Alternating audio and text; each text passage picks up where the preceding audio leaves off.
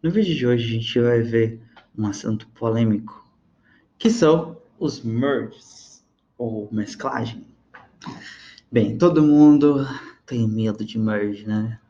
Quer dizer, eu acho que o merge ele não é uma coisa que precisa ser temida, mas acho que de primeira, assim, quando você começa a trabalhar com Git, assusta um pouquinho, porque você não tem plena noção do que está acontecendo. É tanto que algumas pessoas tendem a não usarem branches por causa desse merge. Elas evitam porque elas acham que é muito trabalho, porque vai dar muito conflito, e quando dá conflito, ninguém sabe o que fazer, vai dar tudo errado, vai estragar o projeto, o chefe não vai gostar, deixa eu ver mais. O trabalho na hora de apresentar na faculdade não vai funcionar. Aí você fica, ai meu Deus do céu, deu tudo errado, cancela. Vamos criar outro repositório. Gente, criar outro repositório, fazer outro clone, nunca é a solução, tá? A gente tá aqui para poder lavar roupa suja, aprender a fazer as coisas direitinho. Então, a primeira coisa, assim, a primeira dificuldade que a gente vai aprender a enfrentar é exatamente isso, o merge. E futuramente a gente vai aprender a causar um conflito e vamos aprender a resolvê-lo. Talvez até nesse vídeo, vamos ver o que vai acontecer aqui. Bem, para poder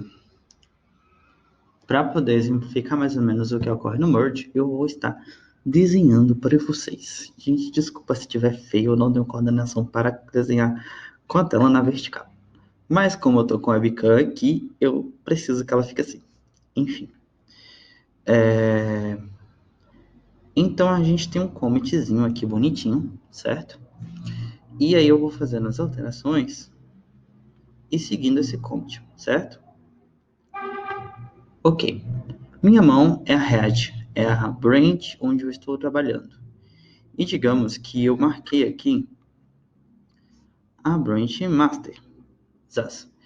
E em determinado momento eu parei de trabalhar na branch master e agora eu estou trabalhando com development.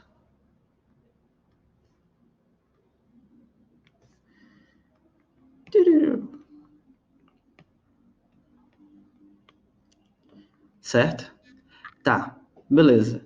O que é o merge e para que isso serve na minha vida? Bem, o merge é onde a mágica acontece. Eu vou colocar aqui um dev. Por quê? Vamos pensar no WhatsApp, que é um aplicativo que está em alta aqui no Brasil, né? O famoso Zap Zap. Como é que o WhatsApp sempre atualiza as versões? Enquanto você está mexendo no seu celularzinho com o WhatsApp lindo e bonito, existem outras versões dele rodando de forma simultânea em outro lugar. E pasme, existem pessoas que estão usando o seu mesmo aplicativo em outras versões, uma versão de dev, uma versão beta, uma versão tester, certo? E essas versões, elas rodam de formas diferentes. Tá, mas para que isso serve na minha vida? Serve para que quando uma versão de teste seja validada, ela fala, ó, isso aqui funciona, isso aqui tá ok, isso aqui não vai dar BO, eles vão jogar todas as novas funcionalidades no seu WhatsApp normal, sem você ter a necessidade de estar reinstalando o aplicativo, sem ter a necessidade de você estar refazendo, entendeu? Então é para isso que serve mesclagem, sabe?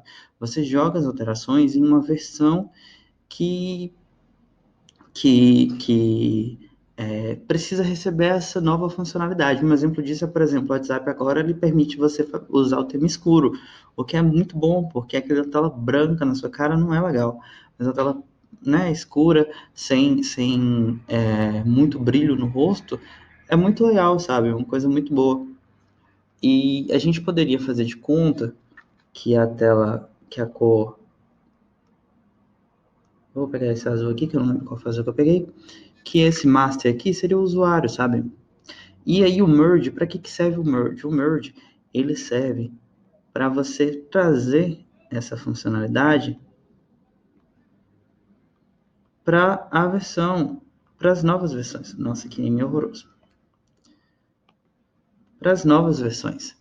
Isso vai ser muito útil para que a gente não tenha todo esse caminho sinuoso a ser seguido pelo merge, certo? O merge, ele pode ser assim, mas ele também pode ser assim, tá, gente? Que significa que ele não fez um commit assim de altera... Perdão. Ele... ai, Deus. Ele também pode ser assim, gente. Que é um commit onde ele seguiu, ele rastreou todo o commit e foi até a cabeça do dev. Mas a gente não vai entrar muito em detalhe, porque, como eu já disse, a proposta disso aqui não é ficar muito na teoria. E a gente não vai fazer isso. Nossa ideia é sempre fazer dessa forma aqui. Criar um commit de merge. Esse commit lindo, é um commit de merge, onde vai ficar registrado que a versão de dev foi para master. E é muito importante que vocês tenham a seguinte mentalidade quando vocês vão pensar no...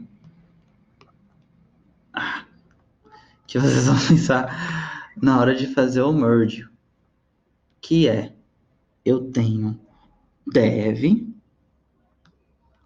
eu não vou confundir vocês, né? Eu tenho dev, certo? E eu tenho master. E o commit, ele é de dev para master, certo?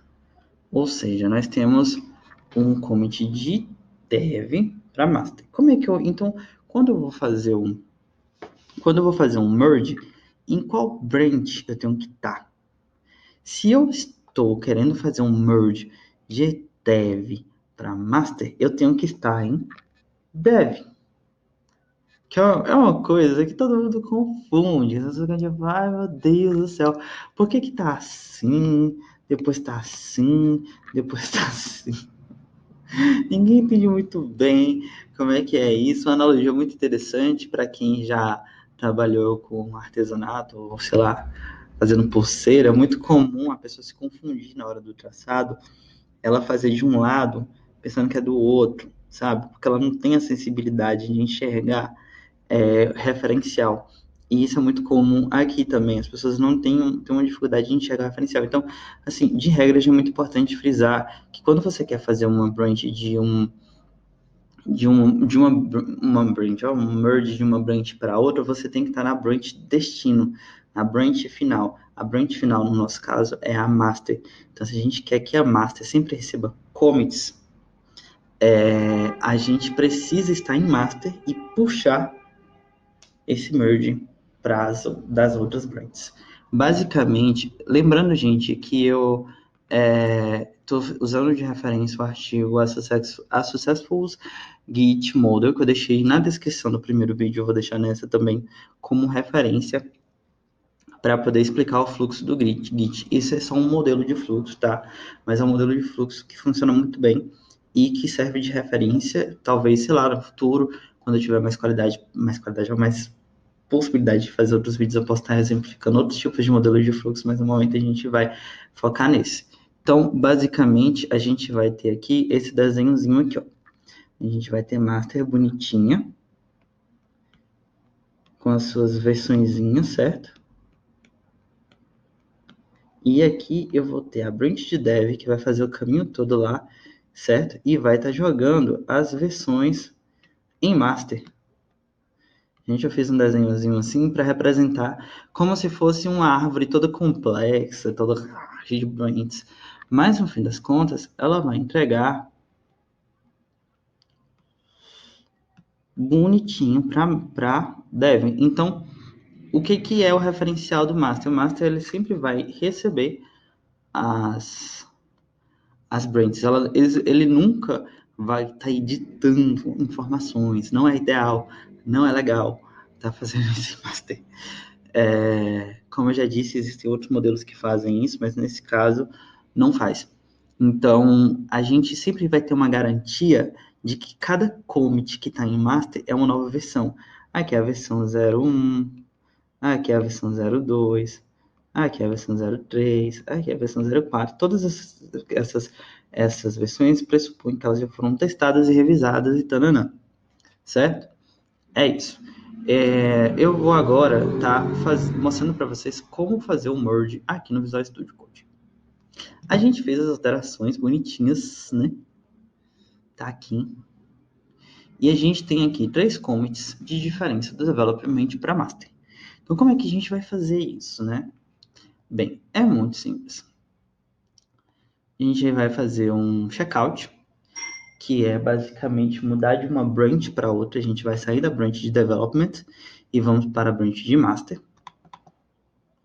Cliquei 2 vezes na branch de master e mudei. Aqui não apareceu muito não, porque tem esses bugs aí dessa extensão do Git Graph. Mas é isso. A gente está em master, tá? Eu vou ver se atualizando aqui resolve. Pronto. E agora a gente vai fazer a operação de merge. Eu vou vir aqui em development, eu vou clicar no botão direito. Ele vai nessas opções e eu vou colocar aqui merge into current branch. Vamos lá, clicar. Ele vai me fazer algumas perguntas. Se eu não faço commit, se eu faço um squash, tá, não? A gente não vai entrar muito em detalhe nisso, mas a gente vai focar nesse aqui, ó, create a new commit, even if fast forwards as possible. Ou seja, ele vai criar um commit mesmo que dê para fazer aquela referência lá que eu falei de seguir o commit à risca. Então a gente vai criar um novo commit. Então a gente sempre vai deixar essa opção marcada. E as merge. Pronto. Então a gente tem a nossa primeira versão de master. Olha que lindo. Tá aqui a nova versão de master, onde a gente pode estar fazendo as alterações. Então, a partir daqui, a gente não faz mais alterações em master. Vamos continuar fazendo as alterações em development e a gente vai fazendo merge constante para master. E a gente vai ficar nessa brincadeira. Então, eu vou voltar aqui para a branch development e vou fazer outras alterações. Eu vou criar novos arquivos, certo? Eu vou abrir aqui o README, vou abrir o Docs, eu vou renomear exemplo para... os gatos aqui em casa. Vou renomear para aula 1. Ctrl C. Vou dar um F2 aqui. Aula 01, certo? Eu vou vir aqui, vou colocar esse aqui como título. Save. Eu vou mudar aqui, né, para aula 01. Vou salvar. Vou vir aqui. Vou dar uma atualizadinha, né, que não apareceu. Você vê que ele já tem aqui que deletou o exemplo, criou esse aula 1 e atualizou o README. Eu vou dar um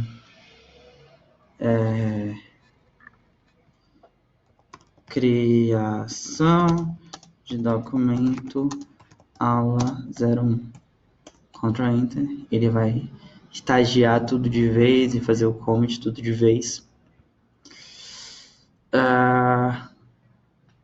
Certo?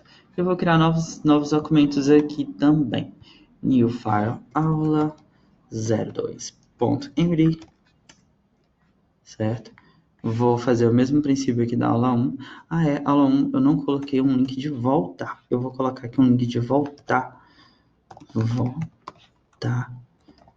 Opa, eu fiz o contrário. Voltar. Tá. Readme.md. E vou colocar em aula 2 também. Vou pegar aqui em README esse títulozinho.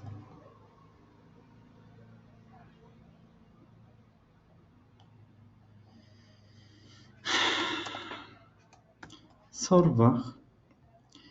E eu vou vir aqui colocar seguir, colocar assim.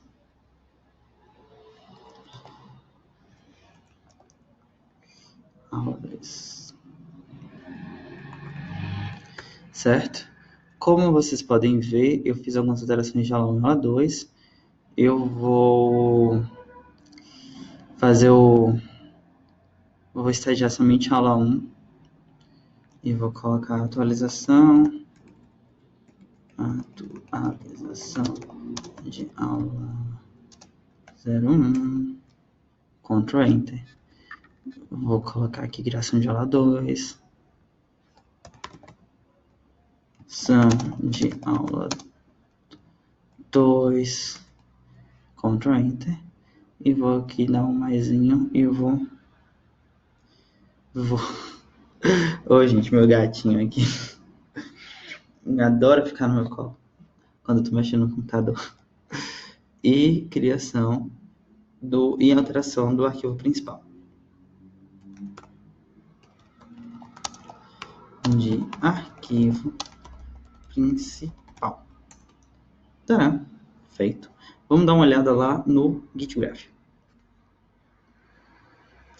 Então vocês podem ver que houve novas alterações. E agora o que a gente vai fazer? A gente vai jogar em master novamente. Então eu vou vir aqui em master, né?